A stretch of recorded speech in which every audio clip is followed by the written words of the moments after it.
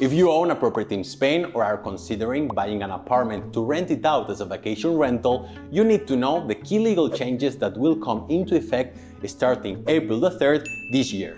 To be clear, this video focuses on apartments that are parts of a community of property owners, what we call in Spain, Comunidad de Propietarios.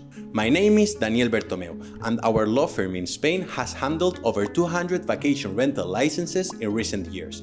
We have also won several lawsuits involving disputes within communities of property owners. The most important change is that starting April the 3rd, all vacation rentals will be prohibited in all communities of property owners. Up until now, the law allowed communities to ban vacation rentals, but if their statutes didn't specifically prohibit them, you could rent them out. The new law requires communities to explicitly authorize vacation rentals in writing in their statutes. As an expert in this field, I can already tell you that almost no community of property owners will authorize this. Why? Because the media in Spain for the last 5 years has been painting everything related to vacation rentals in a very negative light, giving the term itself a bad reputation. Another less significant change is that the new law simply adds the word prohibit to an article because, in a recent ruling by the Spanish Supreme Court, the term limit or condition were equated with prohibit.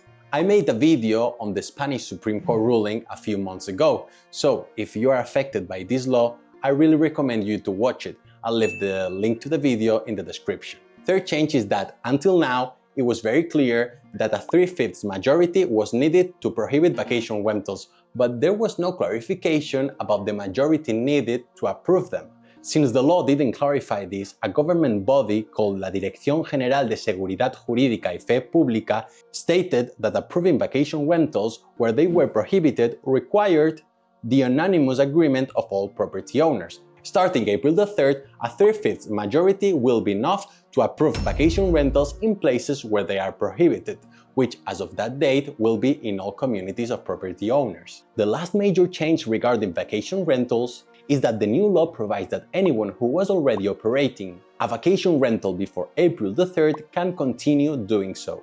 This sounds great for those who have had the licenses for years, but the reality is that in 2025, a lot of municipalities or town halls in Spain, let me give you two quick examples near where I live, Javia and Alicante, are not issuing new rental vacation licenses, even if you have everything in order.